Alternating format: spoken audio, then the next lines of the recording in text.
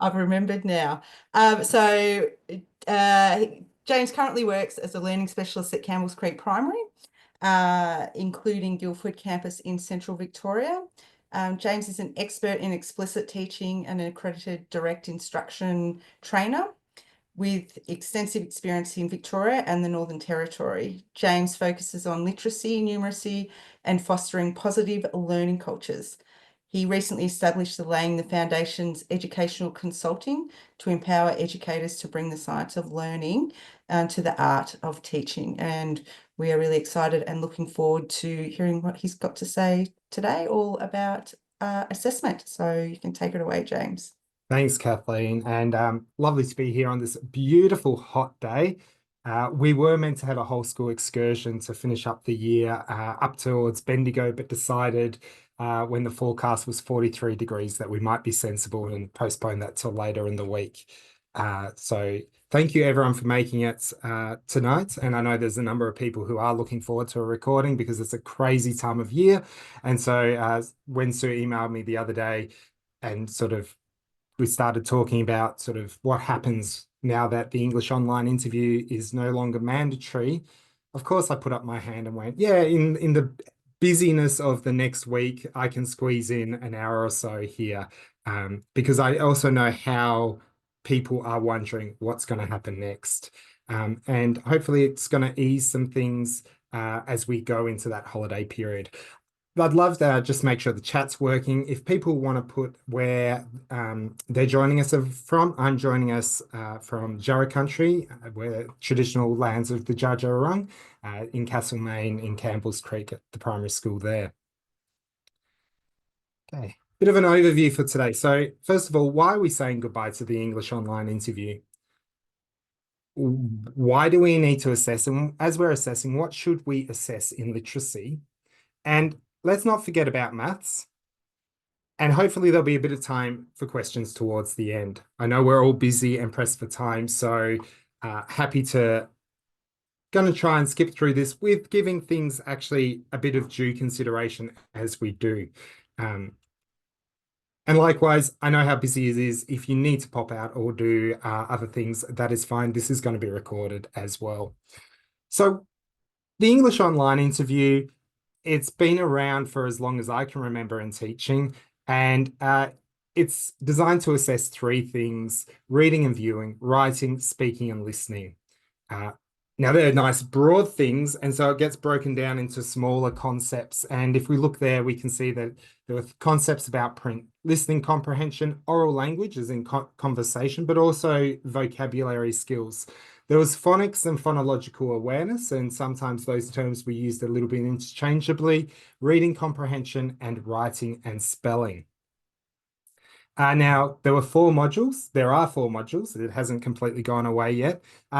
Module 1 was for the preps or foundation students, and has a very limited time frame when you can actually administer it. And in that, there was an oral language task, a phonological awareness task, including the phonemic awareness. There was the students, where you encourage them to read a story about cupcakes. Again, being administered for some kids on their, first week of school. That's ambitious. There was storytelling and vocabulary tasks around a family picnic, words and sounds, phonics, real words and non-words, and that's the addition that it has come in recently, and that was 10 words in module 1. There was a comprehension task as you read the story Clever Max to them, and then a writing task about that story Clever Max. And by the end of doing that with each foundation student, you became very familiar with the dog Clever Max. Confusingly, module 2 was for grade 1. So it was sort of, I know each time of the year we'd always go, oh, what module do we need to do for which cohort of students? And it was always a bit of fun there. Lots of similarities. The reading changed to the beach ball story. There was the pictures of a day at the beach rather than the family picnic. There was an addition of some ick words, some analytical phonics at its finest, where you were looking at the word sick and then relating that to other words like sickly and sickness, which I was very fascinated that they kept that in, even though they introduced that phonics real words and non-words section. And then their comprehension activity was the lunch boxes. That was the story we read for that one. And that included this child picking up the wrong lunchbox. And I was always amazed at how few students picked up on that. But of course, it went into even more detail. And if we're looking at all the things that were being assessed, this is what Module 1 was assessing in the oral language and the phonological awareness skills. And then the reading, I love this one. Identify how the story ends based on illustrations. Read, attempt to read words or tell a story based on the pictures. That is what we were spending our valuable time assessing students. And it always, on the inside, when as a child, at the end of it, when I read a book, and it didn't sit well with me that that was what they were thinking reading was from their very first few weeks of school. There were some comprehension tasks and also some writing tasks as well. It was a lot. It took, and I'd actually be interested if you popped in the chat as well, you know, how you're feeling about the English online interview no longer being mandatory. And also, roughly how long did it take you per child? We've got some different estimates around my colleagues. I think it took about 45 minutes. And as you became a bit more fluent and worked out exactly what you were looking for, it got a little bit quicker, but not a lot quicker. We still gave 45 minutes time slots for our prep students as they were coming in, and then doing the writing task as a whole class a bit later on. But it was quite time consuming. And then a week ago, I think it was, we had a letter go around saying that from next year, it would no longer be mandatory. And I was excited. And the reason was I was excited was I went, great, that's going to give us time to do some other things. And so tonight, I'm going to share with you some of those other things. This report came out last year in the Age newspaper, the hopeless phonics test failing Victorian students but costing millions. So almost a year and a half ago. And this might resonate with you. I must admit that as a school leader, we did it and have never looked at it again. And I know plenty of colleagues who would do it and then wouldn't know how to analyze the results, wouldn't have time to analyze the results, or just wouldn't see the value in analyzing those results. This next line, the Victorian test's implementation is also costly. Schools have been given 2 days of casual staff funding for each grade 1 teacher to conduct the test this year and next year. So not only aren't we using the results, but it's costing a lot of money to do something that we don't use. And the phonics add-on had merit to it, but it was a bit like putting lipstick on a pig. It just added to it. A bit of a band-aid, another band-aid, and didn't really add the value, especially for the grade 1s who had the non-words and real words. But then the very next item was asking them to do the ICK words, the sick, sickly, sickness, and look for patterns there. So it sort of had these contrasting things. So what it's opened us up for at Campbell's Creek here is we're now thinking about, well, what do we want? And especially as kids come to us in the start of prep, but also as they're coming in grade 1. And it's getting us talking about 2 different types of assessment. We've got screening assessments and diagnostic assessments. The benefit, a screening assessment's a bit like when I went to the doctors and they check your pulse, they check your heart rate, they see how that's going. You might get some bloods and then they just go and do a screen and see whether or not you're likely to have things. The benefit of doing a screener is that it's really quick, and that means you can do it cohort-wide really efficiently. It identifies potential risk. The screener isn't going to go down into the nitty-gritty and highlight every single problem area, but it just identifies potential risk. And sometimes you get false positives, sometimes you'll get false negatives. Good screeners will make it so that you get more false positives than negatives, because the next stage is then going into that diagnostic. Once you know who's at risk, we can go in that more detail. And I've got someone on an operation theatre. If you suspect something's wrong with your heart, the first step is not having open heart surgery. We need to screen first. We need to do a whole bunch of checks before we get into that thing.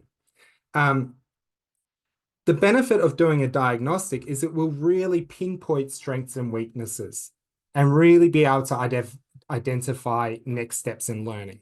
Now, some of the screeners I'm going to share with you tonight have that benefit as well, but not to the nth degree that some diagnostics do. They're really in-depth, but that also means they're really time-consuming.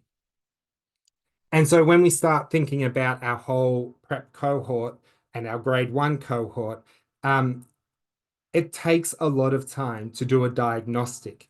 And if some students don't need that diagnostic, that's time we could be spending doing something else. So my argument here is that we need screeners for everyone, and that's going to identify the students that we need to do some more assessment on later. But we don't need to do that in-depth assessment necessarily on everyone in our cohort.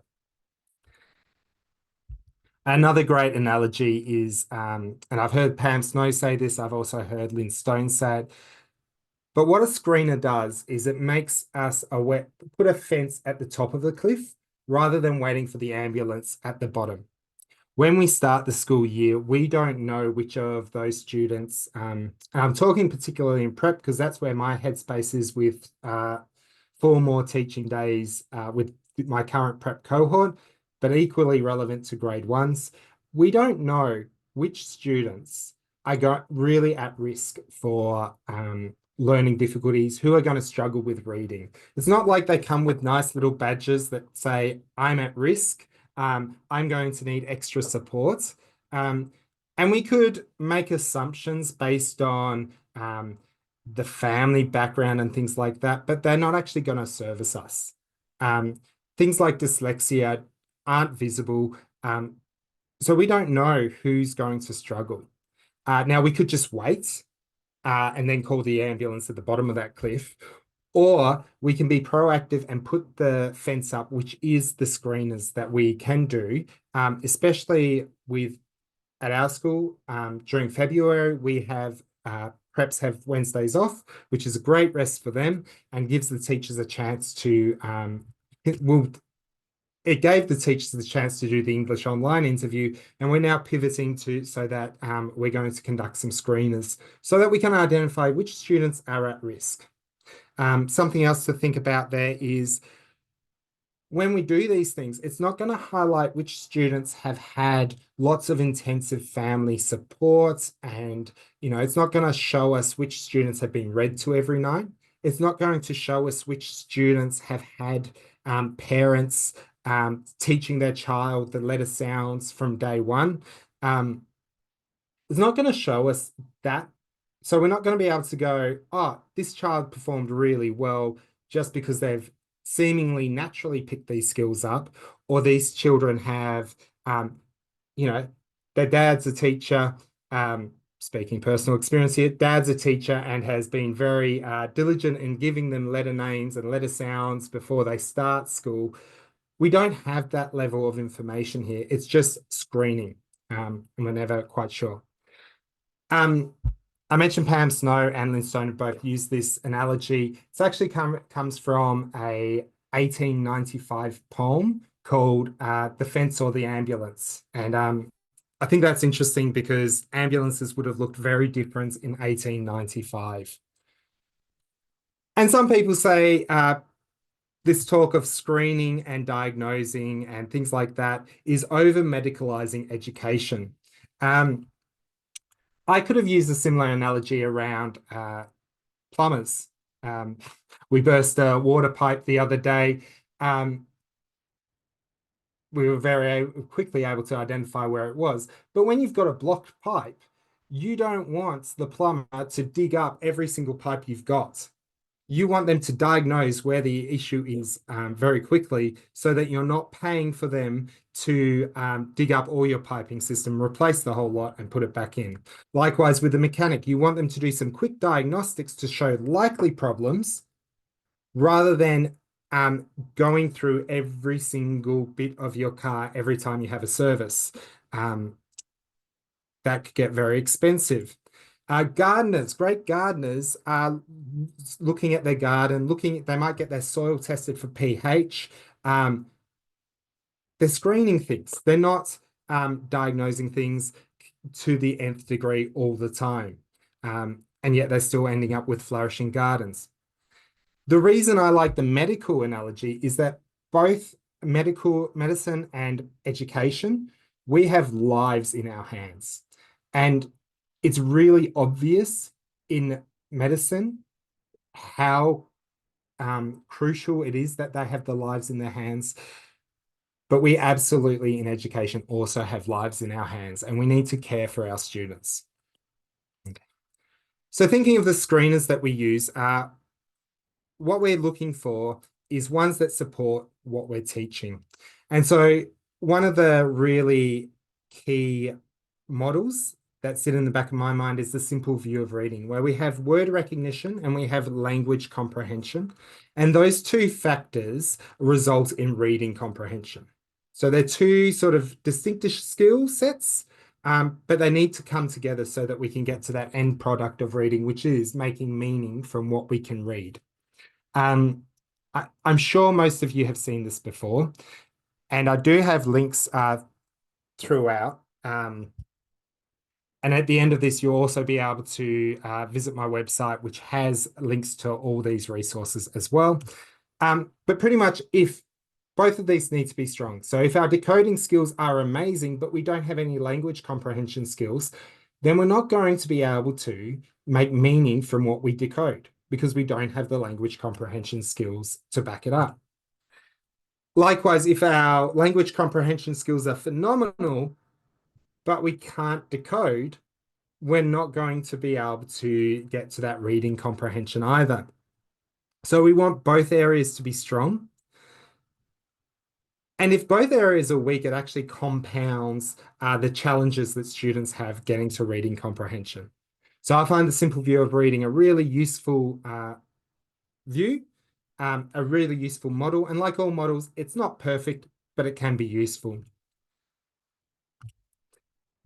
We also come across Scarborough's reading rope, which has that word recognition side with phonological awareness, decoding, sight recognition of familiar words. And as they become increasingly automatic, we also have the language comprehension skills, which include background knowledge, vocabulary, language structures, verbal reasoning, and literacy knowledge. And we want those to be increasingly strategic as we come to skilled reading, that fluent execution of and coordination of word recognition and text comprehension. So another really useful model. And then here's the pillars of reading, which is adapted from Conza's Big Six. So the Big Six being oral language, which I've set there as a foundation, which lots of kids come to us with good oral language skills, and some absolutely need more instruction around that. And then we've got the pillars of phonemic awareness, phonics, fluency, vocabulary, and language comprehension. And here I've got them sort of equally spaced, looking the same size, but they are definitely not the same size in their importance. Certainly as students become more capable with their phonics skills, or as I've rephrased it here, their word decoding skills, they're going to need more emphasis put on that language comprehension skill set. And all that leads us to reading comprehension. So now I'm going to share some the screeners that we're going to use when we have preps, and the ones we use with our grade ones to support us. And this is one way, it's not the only way. And for each of these assessments, there's other assessments that you could use equally well. We're not paid by any of these assessment companies or anything. These are just the ones that we're using. These are the ones that we're excited that the English online interview no longer being mandatory means we've got time for. So we can actually use these with our prep students and get a really good grasp of who's at risk, who's got some solid foundations already, and how we can benefit our students. My thinking was informed by this blog post almost 4 years ago by Amina McLean, which was developing a literacy assessment schedule, which talked about what they were doing at Docklands Primary School. And I'm focusing on screeners, but if you want to focus more on diagnostic tools or different screeners that you could use, then Spell4Bet also has a great blog post, which again, I've linked down the bottom there, but also at the end, there's a QR code to take you to the website where there's a link to the Spell4Bet blog that talks about different reading assessments that you can use. So the first one is not actually about prep at all. It's the Year 1 Phonics Check, which we do in Term 3 and is a national check. Now, there's some wording in the letter that came out around it, this being accessible through Insight. So I'm hoping that it's going to be the same as the National Phonics Check and not something different. But if you're not doing the English online interview for Year 1s, you will need to do a Year 1's Phonics Check. We do this in Term 3. So students have had about 7 terms of schooling, and this is a really good checkpoints at that time to see how they're going and see whether what we're doing is having the impact that we want it to have. Doing it 7 terms in means that a lot of synthetic systematic phonics schemes are sort of now at a similar point. They've come up from different spots. They might start with different codes, put different emphasis at different bits in different times.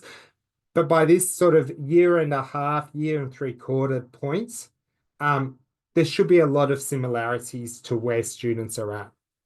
It's 40 words. It's done one-on-one. 20 of the words are real words. Some of them are CVC. I've just got the practice sheet here, but then there's other words there with increasing complexity. 20 of the words are nonsense words. The reason that these are used is because it means students have not come across these words before. And so we're actually checking their decoding skills, not their rote memorization skills. Nonsense words are great for assessment. I don't believe there's much point teaching students nonsense words though. And I've even seen sorting activities where kids have to sort between real words and nonsense words, which unfortunately is a bit of a waste of time because it's just assessing a child's vocabulary. If a child has not come across the word beg in their spoken language, they're not going to know whether it's a real word or a nonsense word. So it's sort of an almost impossible task for students. Nonsense words, or here they're called pseudo words, are great for assessing though decoding skills and should be reserved for that thing. In the Phonics Check, they make it really easy because these are actually the monster names. And I know Decodable Readers Australia have a similar thing where they talk about the names of aliens. So kids very easily go, oh, these aren't real words. That's okay. I'm going to sound it out and say it the best I can. I always have trouble with ect. That's such a tricky one to say. Fortunately, that's on the practice sheet there. This takes about 7 minutes per student. So it takes a bit of time, but it doesn't take 45 minutes. And the target is that students have got it, and that's their wording, got it, for 28 of the words out of 40.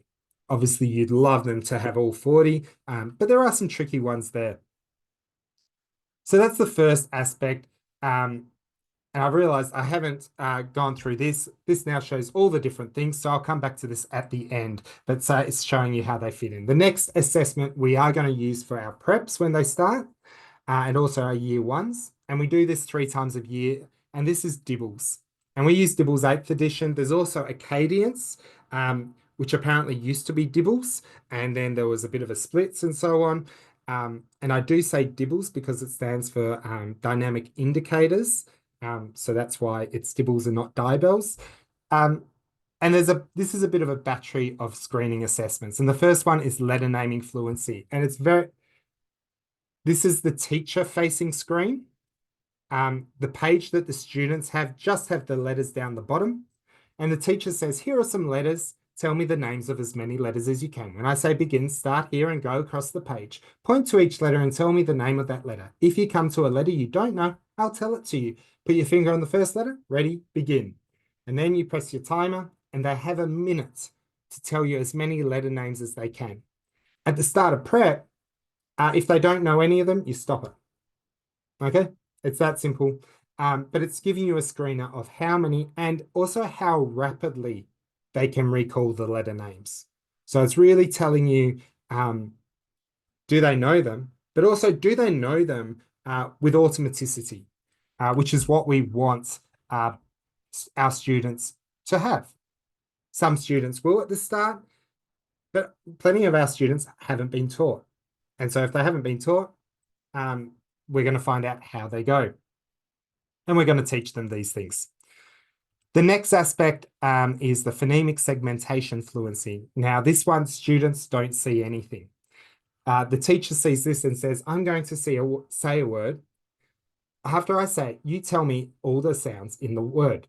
So if I say mop, you would say or. If I say the word at, you would say at. And then there's a practice, and then you get into it.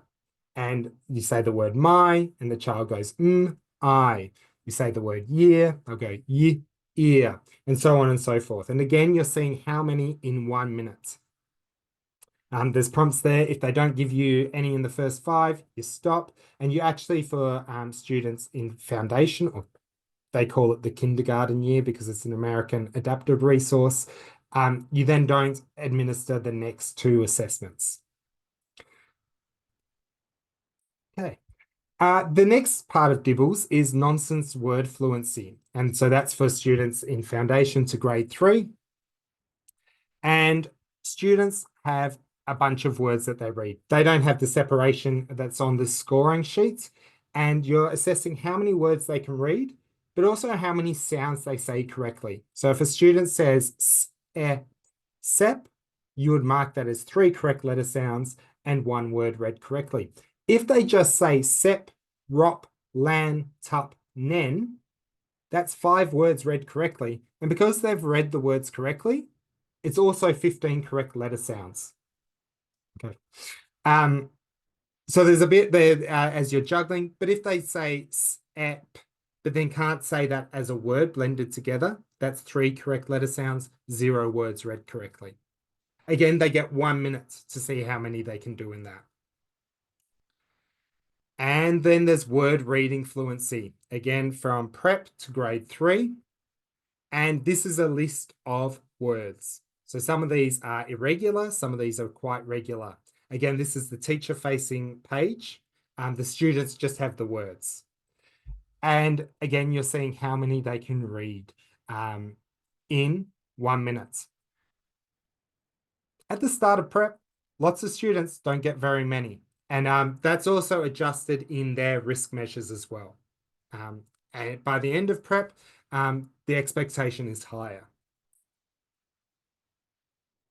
For students in grade 1 through to grade 8, there's an oral reading fluency task, and that's where students get a continuous text, which they read.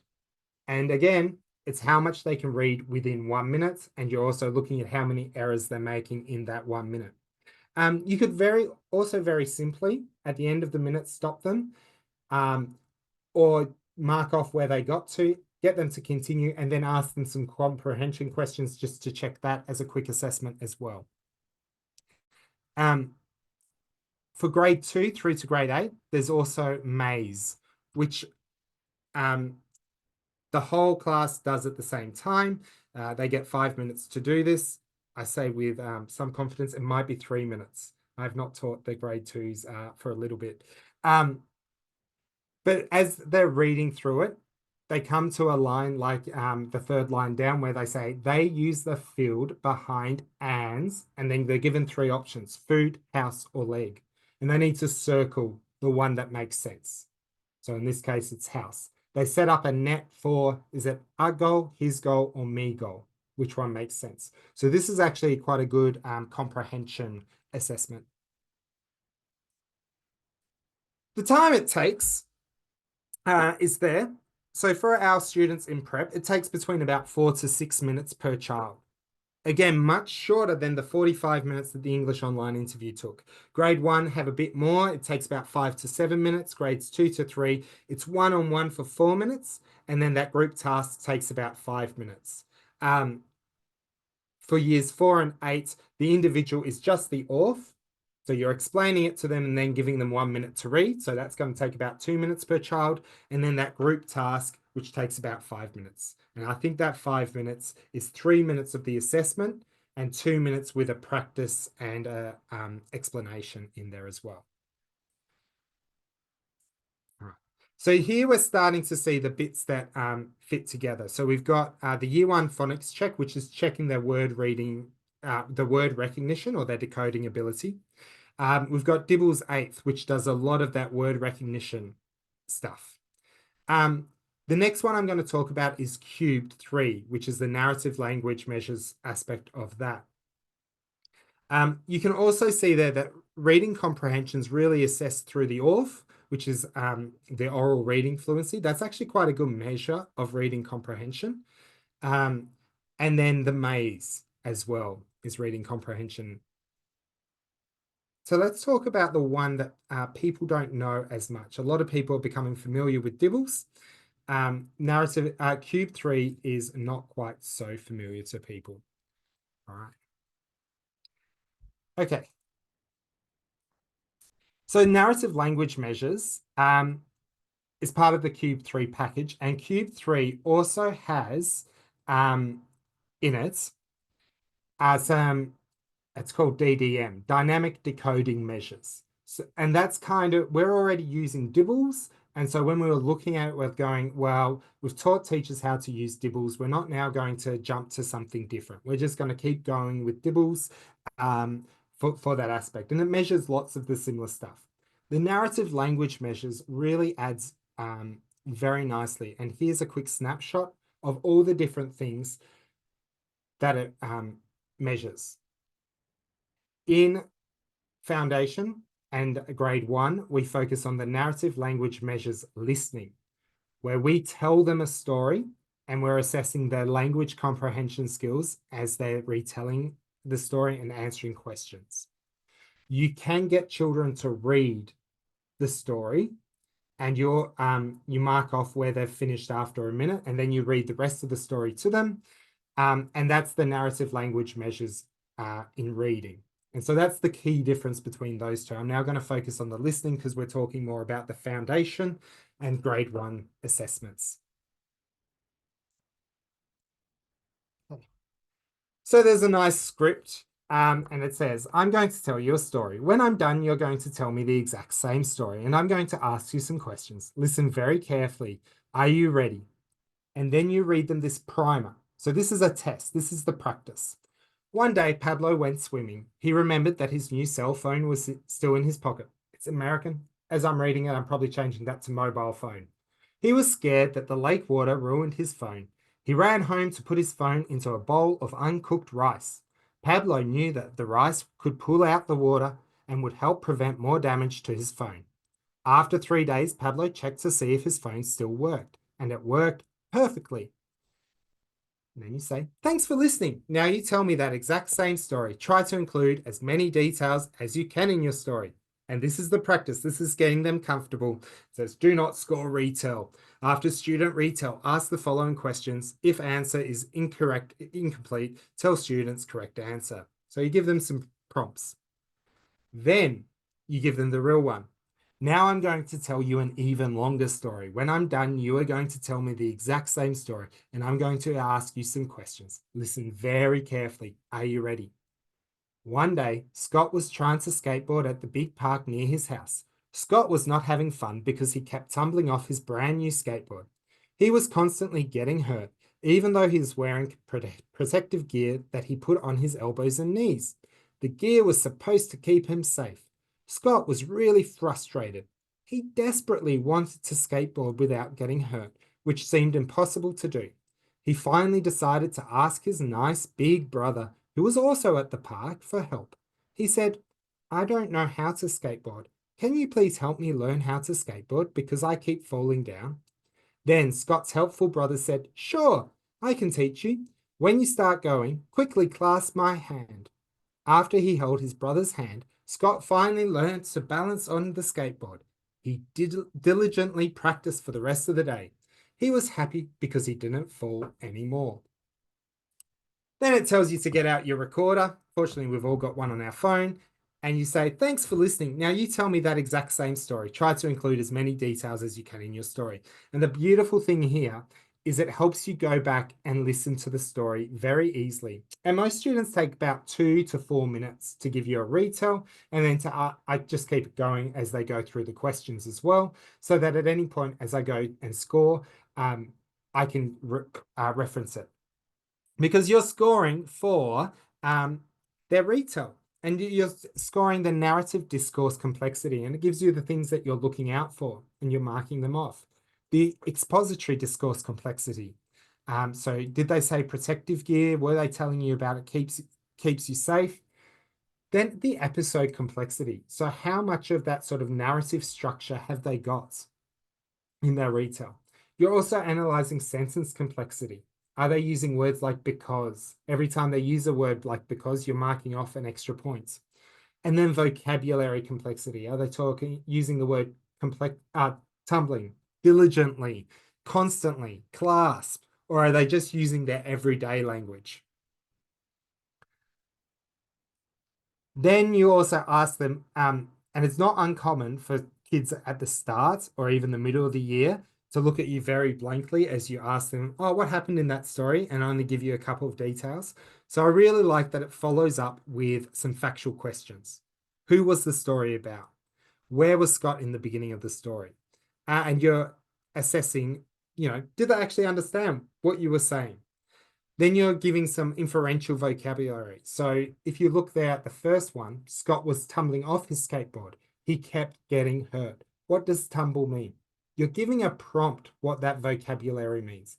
There's context around it that tells a child what it could mean. And then there's some inferential reasoning and also a bit of background knowledge. You're assessing a little bit of background knowledge with that last question. Why do you think Scott's brother was at the park? Oh, because they like skateboarding, or I like going to the park, all sorts of things. There is an option for personal generation, so kids could tell their own story. Because it says optional, we often don't do that. But all up, this takes about 5 to 8 minutes per child. So we've done DIBELS, which takes about 4 to 6 minutes, and then this 5 to 8 minutes. So we're talking about 16 minutes so far compared to 45 minutes. This is also my time where I say these are all freely available assessments. They cost nothing to use, although you can choose to opt into their online systems. But you can print these, and they are free to print and free to use. And there are also online, you can find spreadsheets which have the scores embedded in them as well. But you can also purchase access to their systems as well. We don't. And this is a nice diagram which shows how it's really matching up with the language comprehension strands of the reading rope. So that's reading. Now, what about maths? Here's another free assessment. We use Acadience Math. Again, this is a one-on-one interview with students.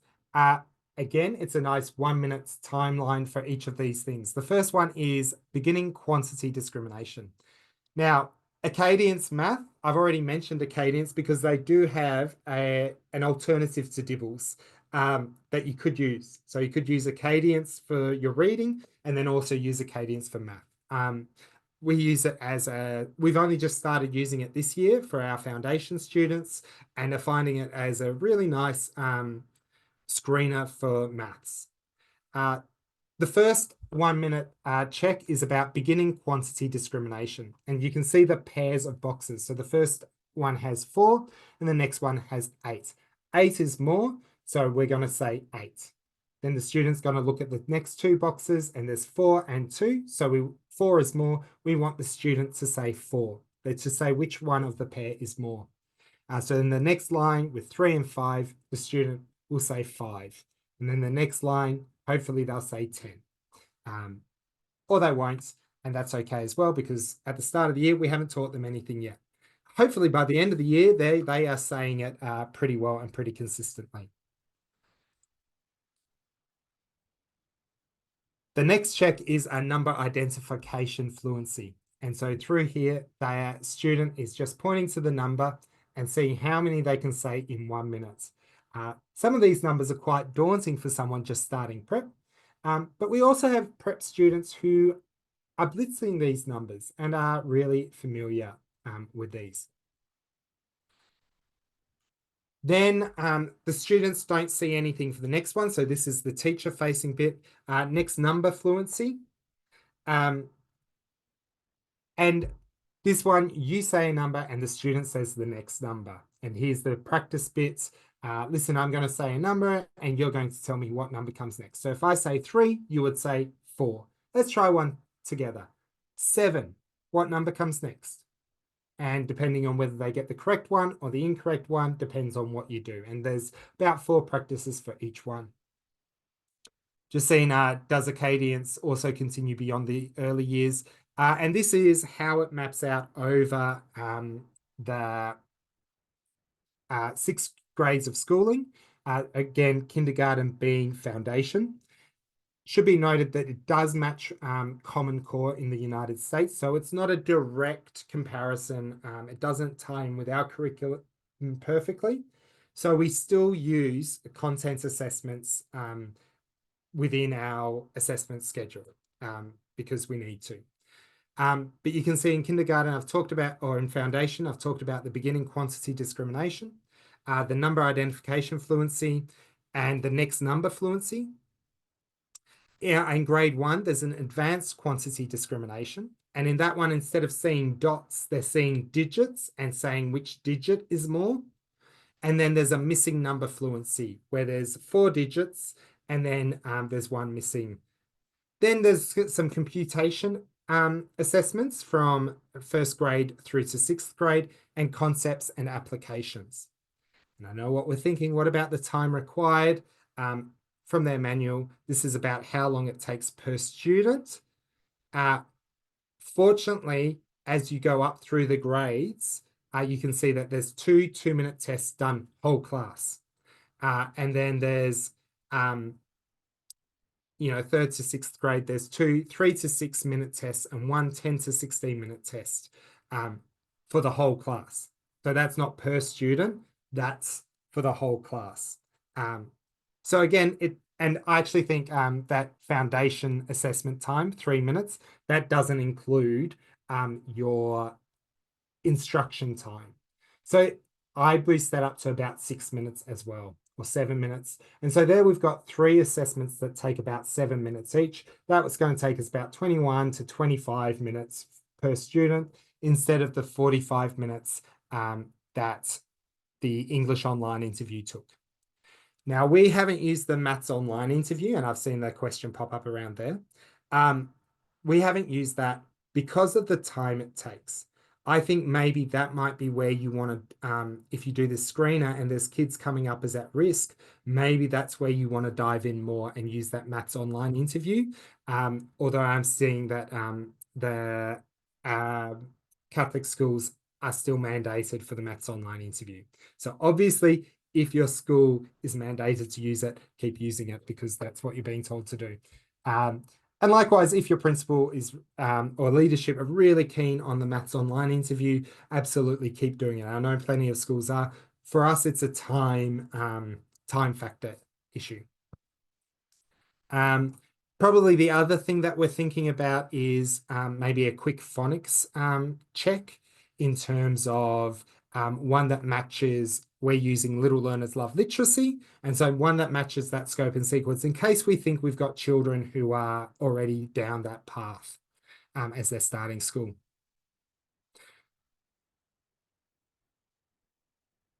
I haven't forgotten about writing and spelling. Probably spelling's an area that we want to look more into about what we can do in our assessment. But with writing, we've recently been doing comparative judgment for the last 2 years and through No More Marking. This is something we do pay for to be part of the Assessing Writing in Australia assessments. Where we get to assess our grade 2s, 4s, and 6s against grade 2s, 4s, and 6s from a range of school across Australia. We're finding that really useful. Comparative judgment is really quite simple to make the judgments. You get 2 pieces of writing about a common prompt, and you select whether the left one or the right one is better. I can share this one easily because we did this as a whole school one. And on No More Marking, you can actually, I believe you can do a free in-school assessment and you've got that functionality. And this is an in-school assessment where we've got a prep student versus a grade 3 student that we did at this towards the beginning of this term. And I can share these ones because the one on the left is my son and the one on the right is my daughter. And you can see how quickly that assessment's going to be a very quick one. Other assessments are quite, some of the comparisons take quite a bit longer as you're thinking, oh, this one's a little bit neater, but this one's using some better vocabulary. But again, this one's got some better punctuation and trying to work out those things. But we're finding that really useful. All right. And I have also just seen in the comments and in my email this morning about a OCA expression of interest for schools to participate in that comparative judgment. Thank you, Amy, right in the chat there today. So this is what it looks like for literacy and maths for our preps and grade 1s without taking into account our content assessments. So the ones that we're doing curriculum-wise around maths, but also around our literacy units. You know, once we've been reading a story together, have the kids actually been paying attention the whole way through? So there's also all that ongoing assessment every day when we're getting in our daily reviews. We're using that as a check-in with our students. You know, did they learn that thing that we taught them yesterday? What about the thing we taught them last week? What about the thing from last month and the thing from last term as well? Are those things sticking with them? And so there's the QR code that takes you to, hopefully it's going to take you straight to a website which has links for pretty much everything that I've referenced today. So you can jump straight onto Acadience Math and download it and explore it. You can look at DIBELS and the Year 1 Phonics Check and Cubed, as well as the other pieces that I've referenced today. And I'm happy if there are any questions.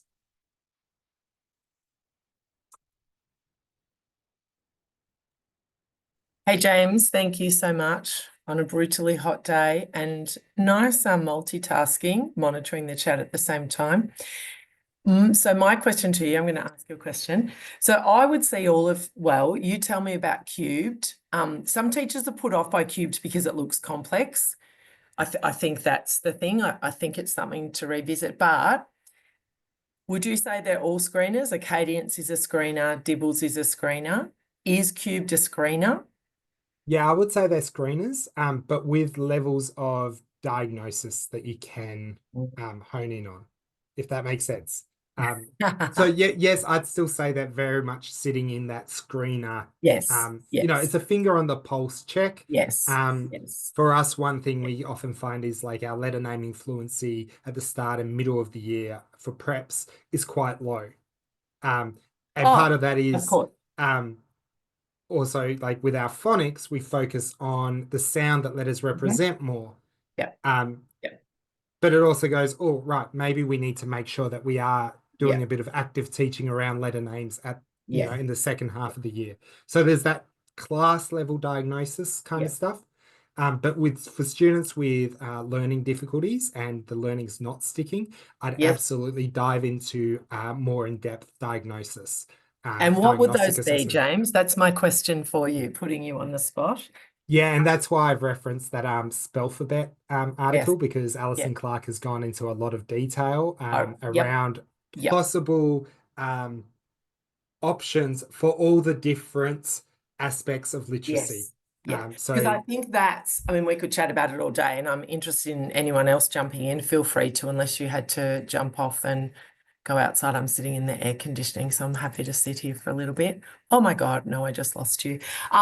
Is that, James, I think for people getting their head around the fact, screeners is everybody, universal screening, and then really we need to scoop up that bottom 25th percentile below. I would even say 30th and below.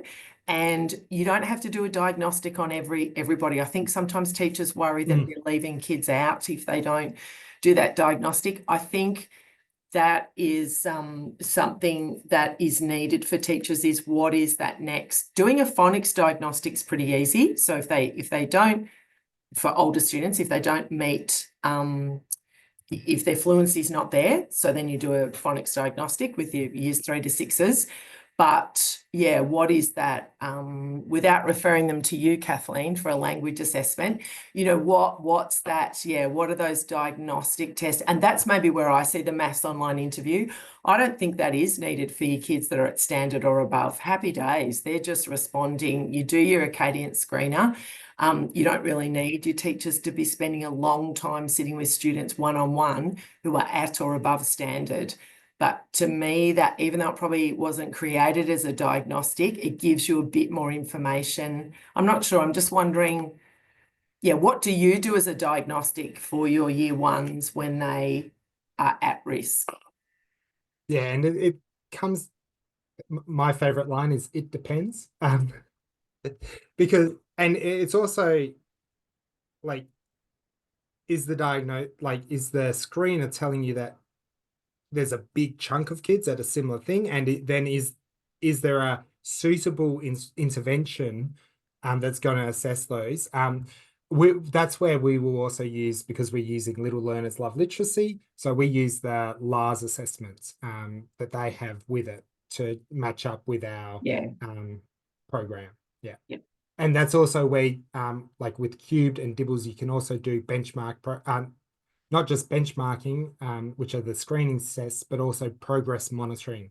So more regular assessments as well. Absolutely. Is what we're doing actually starting to stick. Yeah. I think this could be first in a series. I think assessment is a real challenge for teachers. Yeah. Yeah, and it's also one, like, of course, we love, listening to children read. We love getting in there, like with a maths online interview, and like really getting in there and finding out every nuance about students. But at the end of the day, our instructional time is really finite, and our time as teachers is really finite, and we're probably the most expensive resource in our schools. So we need to be making sure that we're using it in a way that is having the biggest impact on our students. And there's certainly an important aspect in measuring things, but we need to be taking that and teaching things and using it for our teaching and instruction. Absolutely. It's not, the more you assess, that is less time teaching at 100%. I could not agree more.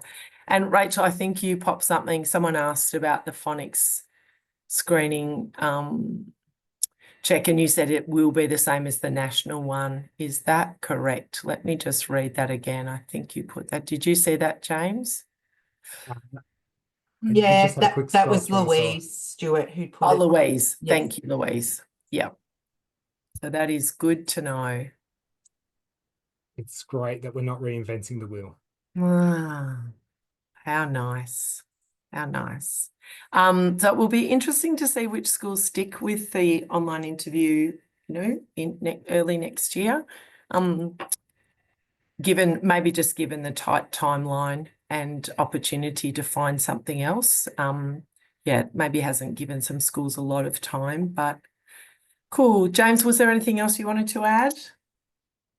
No, thanks everyone for giving up a hot Monday afternoon to join us here.